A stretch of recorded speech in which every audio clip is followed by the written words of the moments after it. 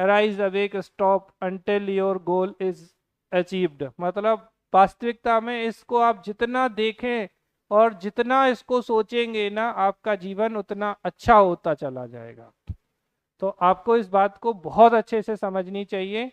देखिए, स्वामी विवेकानंद जो हैं, इनका जन्म हम सब जानते हैं 12 जैन 1863 को हुआ था। कब हुआ था? 12 जनवरी 1863 को स्वामी विवेकानंद का जन्म हुआ था। नहीं दिख रहा है बेटा? क्या हो रहा है?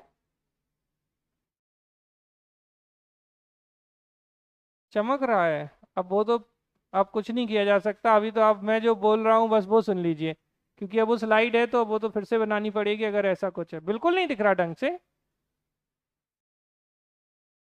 चलो, मैं, कोई बात नहीं, मैं पढ़ता जाता हूँ, मैं मार्क कर दूंगा। आप इससे ज़्यादा अभी, मतलब ये एक्सपेक्ट नहीं किया था कि ऐसा होगा। और कुछ हो सकता है क्या? हाँ, चलिए, तो सबसे पहले हम जन्म दिवस की बात करें तो 12 जैन 1863 को, 12 जनवरी 1863 को इनका जन्म हुआ, और इसे हम राष्ट्रीय युवा दिवस के रूप में, नेशनल यूथ डे के रूप में मनाते हैं। ठीक है। डेथ इनकी 4 जुलाई 1902 को हुई थी। तो 4 जुलाई 1902 को किसकी? स्वामी विवेकानंद जी की डेथ हो जाती है। ठीक है। इसी दिन आप जानते हैं यूएसए, आज ही है 4 जुलाई, तो यूएसए का स्वतंत्रता दिवस है। अच्छा, यूएसए को स्वतंत्रता मिली कब थी? तो 4 जुलाई 1776 को। 4 जुलाई 1776 को यूएसए स्वतंत्र हुआ था। इनके गुरु स्वामी रामकृष्ण परमहंस थे। तो स्वामी रामकृष्ण परमहंस जो है, इनके क्या थे? गुरु थे। ठीक है। अब यहाँ पे मैंने आपसे क्वेश्चन पूछा था, तो इनके गुरु का नाम क्या था? गदाधर चट्टोपाध्याय। तो गदाधर चट्टोपाध्याय जो है इनके गुरु थे, जो कि स्वामी रामकृष्ण परमहंस के नाम से जाने जाते थे। इसके अलावा बेटा इनकी कुछ इंपॉर्टेंट किताबें हैं, जैसे कर्मयोग 1896, राजयोग 1896। ठीक है। इन्होंने वेदांत दर्शन, स्नातक दार्शनिक समाज से पहले एक संबोधन में 1896 में इन्होंने वेदांत दर्शन की बात की। कोलंबो से अल्मोड़ा तक का जो व्याख्यान या इनका लेक्चर है, तो lectures from Colombo to Almora, ये पूछा गया क्वेश्चन है, तो 1897 में था। वेदांत दर्शन ज्ञान योग पर व्याख्यान इन्होंने 1902 में दिए थे। तो आपको अब ऐसे नहीं याद रख के, आप ऐसे याद रख लीजिए, ज्ञान योग, ज्ञान, राजयोग, भक्ति योग, ये किनकी बुक है? और कर्म योग। तो कैसे करोगे कनेक्ट?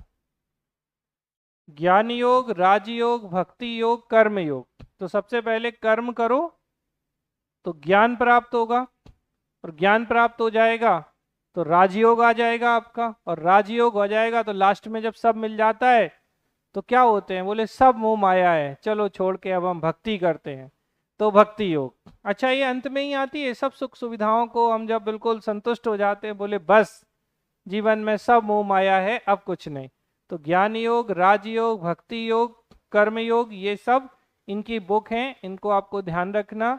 कोलंबो से अल्मोड़ा तक व्याख्यान, तो lectures from Colombo to Almora, ये पूछा गया क्वेश्चन है 1897 में। और 1897 में ही बेटा इन्होंने क्या किया है? रामकृष्ण मिशन की स्थापना की थी। तो ये क्वेश्चन भी पूछा गया है। तो स्वामी विवेकानंद जी, हम बता चुके हैं 12 जनवरी 1863 को इनका जन्म हुआ था। रामकृष्ण परमहंस के प्रमुख शिष्य थे।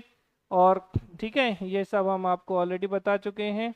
1886 में गुरु की मृत्यु के बाद नरेंद्र नाथ दत्त, जो कि वास्तविक नाम था स्वामी विवेकानंद जी का, इनके विचारों को फैलाने की जिम्मेदारी ली और सांसारिक जीवन से संन्यास ले लिया।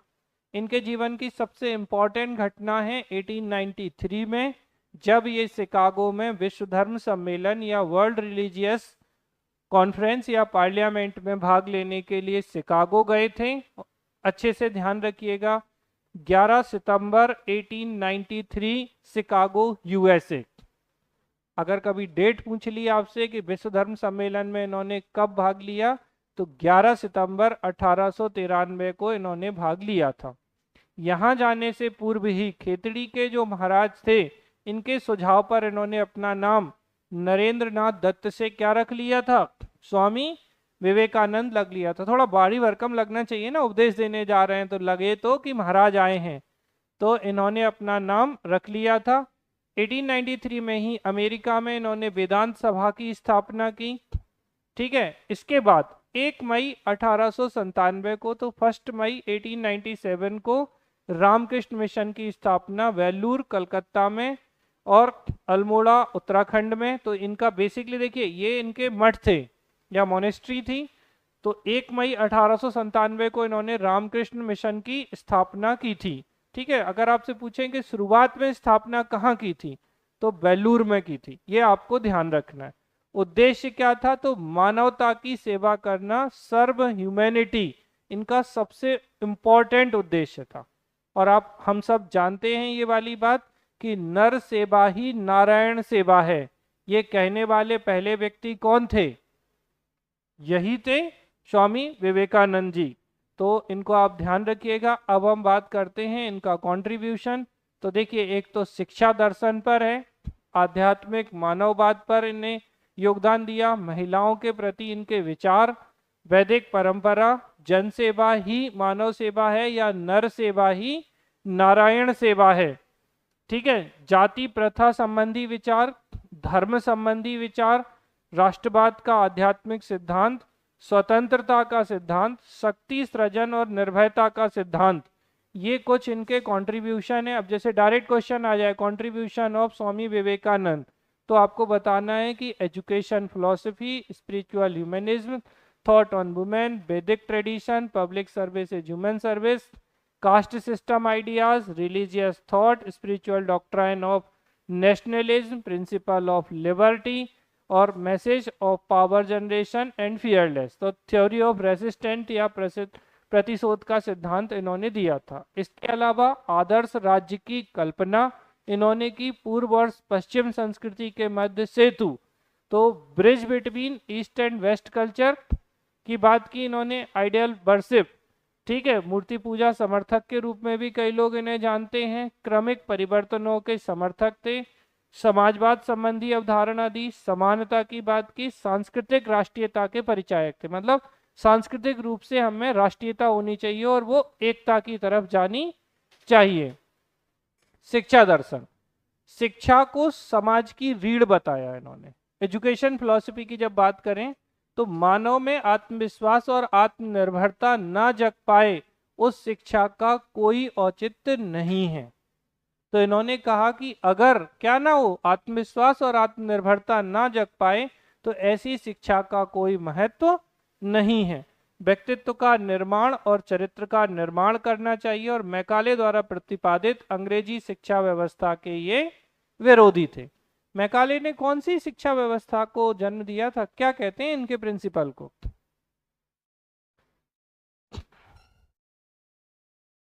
कोई नाम है मैकाले की अंग्रेजी शिक्षा नीति का?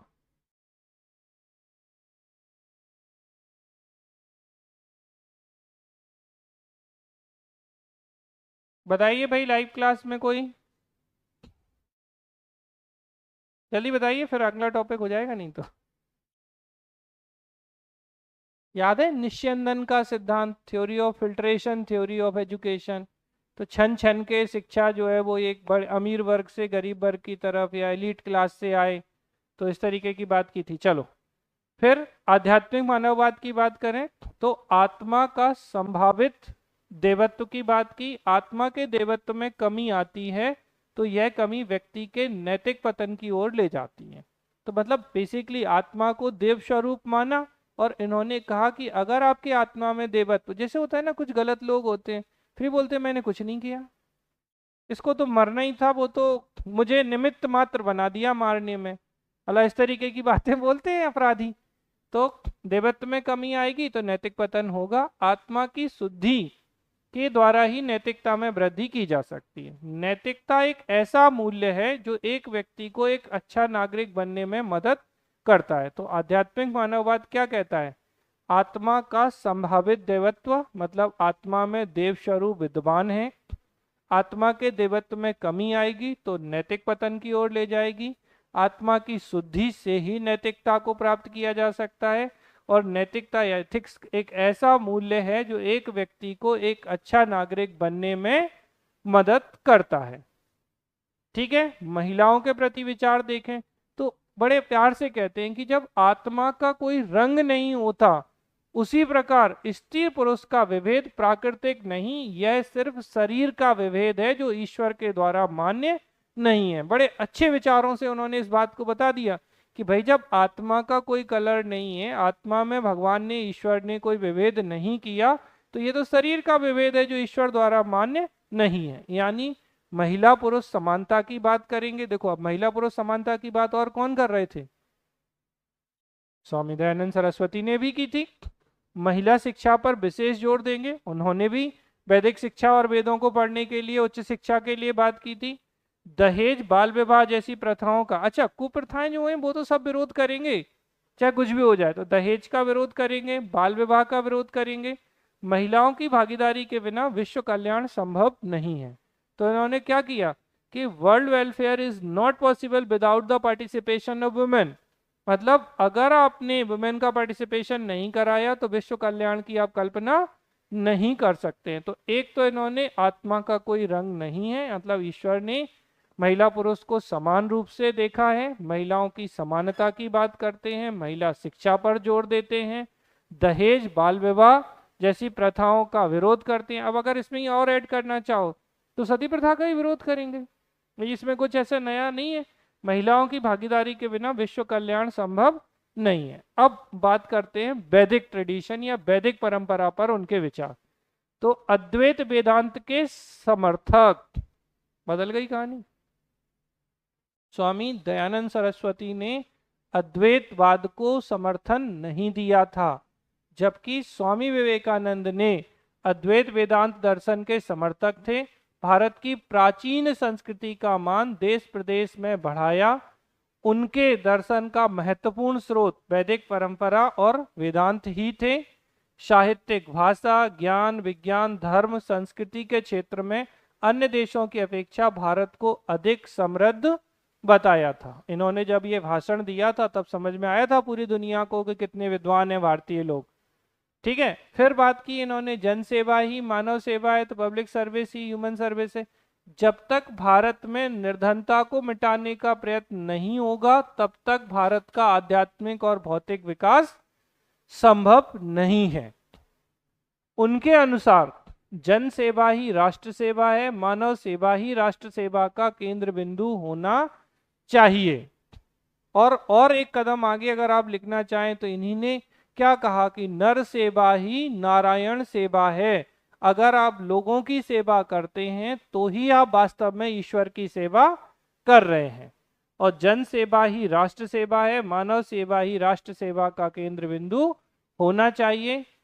जाति प्रथा निश्चित रूप से विरोध करेंगे, का पतन का सबसे बड़ा कारण मानते थे भारत के पतन का। शिक्षा के द्वारा ही जाति प्रथा का उन्मूलन किया जा सकता है। तो कास्ट सिस्टम को कैसे समाप्त किया जा सकता है? केवल और केवल एजुकेशन या शिक्षा के माध्यम से। कर्म की बात करें तो इन्होंने कर्म की प्रधानता पे क्या कहा?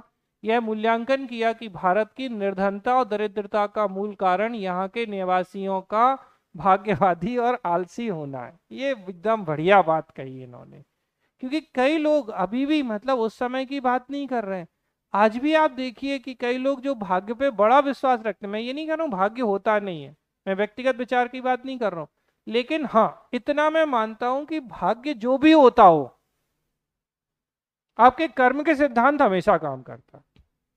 आप अपने कर्मों से अपने हाथ की लकीरें बदल सकते हैं, आप इसे माने या ना माने, लेकिन यही कड़वी सच्चाई है।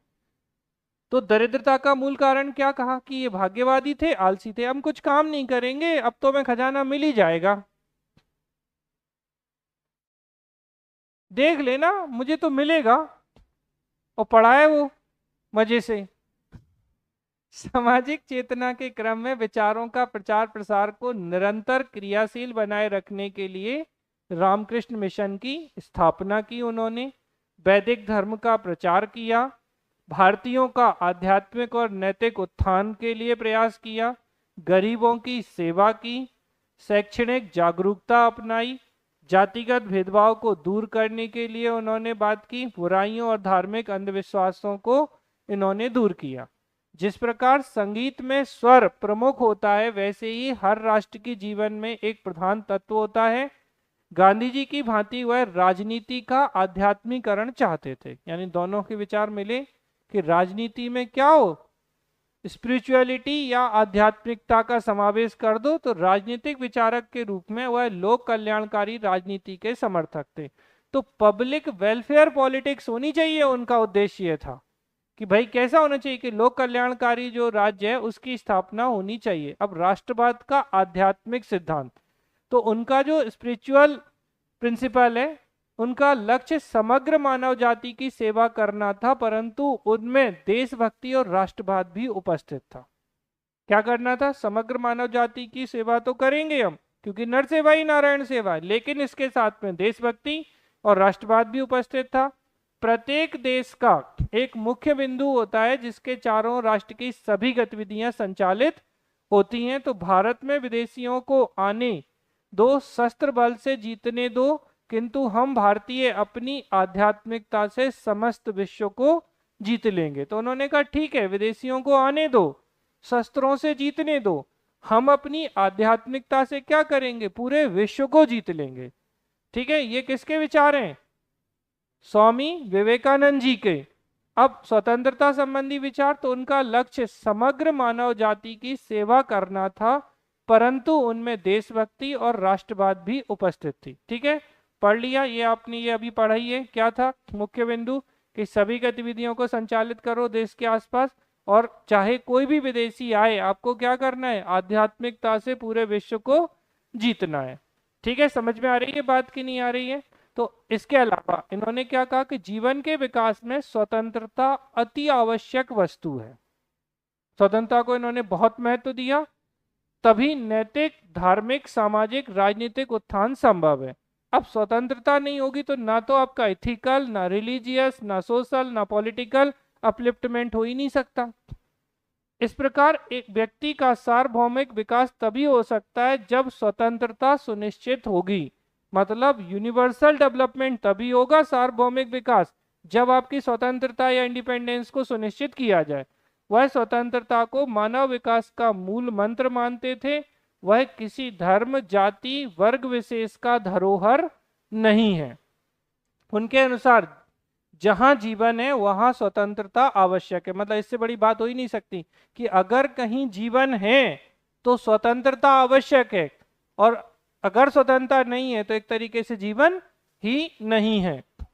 ठीक है, फिर एक था, आपने बताया था मैंने आपको कि शक्ति, सृजन और निर्भयता का सिद्धांत, या theory of principle of resistant, प्रतिरोध का सिद्धांत। तो प्रतिरोध का सिद्धांत, तो स्वामी जी अत्यंत निर्भय, किसी से डरने वाले नहीं थे और शक्तिशाली व्यक्ति थे। उनका मानना था कि शक्ति ही धर्म है। धर्म क्या है? तो आपको ये ध्यान रखना, ही believed that power is religion, कि शक्ति जो है वही धर्म है। प्रत्येक भारतवासी को चरित्र, ज्ञान, नैतिकता की शक्तियों का सृजन करना चाहिए। तो किस किस का? चरित्र का, ज्ञान का, नैतिकता की शक्तियों का सृजन करना चाहिए। शक्ति सृजन के द्वारा ही निडर रहने का स्वामी जी ने संदेश दिया है। उनका विचार था कि आत्मा का लक्षण सिंह के समान है, अतः व्यक्ति को भी सही यानी सिंह के समान निर्भय होकर आचरण करना चाहिए। मतलब हम सही हैं तो हम सिंह हैं, और सिंह हैं तो हमें बिल्कुल निर्भय होकर विचरण करना चाहिए, हमारा कोई कुछ भी नहीं बिगाड़ सकता है।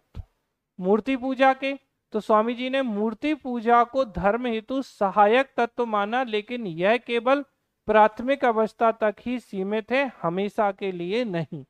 तो इन्होंने, अब देखना, मूर्ति पूजा के विरोधी स्वामी विवेकानंद नहीं है, लेकिन स्वामी दयानंद सरस्वती मूर्ति पूजा के विरोधी हैं। एक, जब हम राजा राम मोहन राय को पढ़ेंगे तो ये राजा राम मोहन राय जी भी किसके विरोधी होंगे? मूर्ति पूजा के विरोधी होंगे। तो ये दोनों लोग मूर्ति पूजा के विरोधी हैं। कौन? स्वामी दयानंद सरस्वती और राजा राम मोहन राय। लेकिन स्वामी विवेकानंद ने प्राइमरी रूप से मूर्ति पूजा को सहायक माना है कि भाई क्या कहा उन्होंने कि मूर्ति पूजा जो धर्म हेतु आवश्यक तत्व माना है, केवल यह प्राथमिक अवस्था तक ही सीमित है, हमेशा के लिए सीमित नहीं है। फिर क्रमिक परिवर्तन की कैसे भाई धीरे धीरे परिवर्तन होंगे उसके पक्षधर थे। तो स्वामी जी का क्या कहना था? क्रांतिकारी परिवर्तनों की अपेक्षा, रिवॉल्यूशनरी चेंज की बात नहीं कर रहे हैं, धीरे धीरे सुधार करने का समर्थन करते थे कि भाई थोड़ा सुधार दो, फिर थोड़ा और सुधार कर लेंगे, फिर थोड़ा और सुधार कर लेंगे। तो वह उग्र क्रांतिकारी परिवर्तनों की अपेक्षा धीमे धीमे रुद्र और सुधारों के पक्षधर थे। यूरोपीयकरण के निश्चित रूप से विरोधी होंगे जब स्वतंत्रता के पक्षधर थे। करते हुए स्वामी जी ने कहा कि हमें अपनी प्रकृति के अनुसार विकसित होना चाहिए। वह विदेशी समाज की कार्य प्रणाली को अपनाना व्यर्थ मानते थे। इस प्रकार भारत का यूरोपीयकरण कैसा कहा उन्होंने कि ये मूर्खता पूर्ण है, कि भाई भारत का आप यूरोपीयकरण कर रहे हो, ये कैसा है? मूर्खतापूर्ण है। स्वामी, ये तो हो गया, ठीक है। बंधुत्व की बात करें तो उनकी शिक्षा का एक महत्वपूर्ण पहलू सार्वभौमिक भाईचारा था। तो फ्रेटर्निटी में उन्होंने क्या कहा है कि भाई सार्वभौमिक भाईचारा है, वसुधैव कुटुंबकम। ये हम बचपन से सुनते चले आ रहे हैं कि सारी पृथ्वी जो है वो कैसी है? एक कुटुंब के समान है। तो संरक्षणवाद और डिवैश्वीकरण के बढ़ते युग में एक परिवार के रूप में दुनिया में विश्वास आवश्यक हो गया है। ठीक है, वैश्वीकरण नहीं, डिवैश्वीकरण की बात कर रहे हैं। सहिष्णुता, उन्होंने मानव जाति के लिए सहिष्णुता और शांति का उपदेश दिया। अच्छा, सहिष्णुता होती क्या है वैसे? टॉलरेंस क्या होती है? टॉलरेंस अपने से विरोधी या विपरीत विचारों को सहने, सुनने और स्वीकार करने की क्षमता। ठीक है, जैसे नॉर्मली क्या होता है, जैसे आपसे कोई अपोजिट बात करे और उसे आप सुन और सह पा रहे हैं, तो ये सहिष्णुता है। अगर आप इसे सुन और सह नहीं पा रहे हैं तो आप नहीं है सहिष्णुता वाले। आपको पता है लास्ट इलेक्शन में सहिष्णुता पे बड़ा विवाद हुआ था। आप जानते हो भारत के एक सुपरस्टार फिल्म स्टार किसने उठाया था ये मुद्दा? आमिर खान जी ने। और फिर इसे कांग्रेस ने इतना उछाला था, जबकि भारत जितना सहिष्णु देश दुनिया में कोई हो नहीं सकता। अगर हम इतने इंटॉलरेंस वाले होते तो दम थी मुगलों की भारत में शासन करने की? बताओ। अच्छा, या सल्तनत काल जैसा कोई काल आता, इनको ही काल के ग्रास में समाहित कर दिया जाता। हम तो वसुधैव कुटुंबकम वाले लोग हैं, ठीक है ना। तो उन्होंने मानव जाति के लिए सहिष्णुता और शांति का उपदेश दिया। उनके अनुसार यदि मनुष्य को फलना फूलना है और समृद्ध होना है तो उन्हें विविध विचारों को सहन करने और सभी की समृद्धि के लिए प्रयास करने की आवश्यकता है। यूनिवर्सलिज्म की बात करें तो विवेकानंद जी ने अपने गुरु जीवा ही विश्व है को उद्धृत किया। इसलिए उन्होंने सुझाव दिया कि ईश्वर प्रत्येक प्राणी में है और हमें जाति, वर्ग, लिंग, धर्म, जातीयता के बावजूद प्रत्येक व्यक्ति का सम्मान करना चाहिए। तो इन्होंने क्या सुझाव दिया कि ईश्वर प्रत्येक जीवित प्राणी में है, हमें जाति, वर्ग, लिंग, धर्म या जातीयता के बावजूद प्रत्येक व्यक्ति का सम्मान करना चाहिए। अब जैसे क्वेश्चन कैसे बन सकते हैं? स्वामी विवेकानंद की सहिष्णुता, स्वामी विवेकानंद का सार्वभौमवाद या यूनिवर्सलिज्म, तो ऐसे अगर क्वेश्चन बनते हैं। अब इनका धर्म, तो आधुनिक दुनिया में स्वामी विवेकानंद के सबसे महत्वपूर्ण योगदानों में से एक है धर्म की उनकी व्याख्या। पारलौकिक वास्तविकता के एक सार्वभौमिक अनुभव के रूप में जो सभी मानवता के लिए सामान्य है, उनका मानना था कि प्रत्येक धर्म शाश्वत, सर्वोच्च स्वतंत्रता, सर्वोच्च ज्ञान, सर्वोच्च सुख का मार्ग प्रदान करता है। एक धर्म नहीं, प्रत्येक धर्म।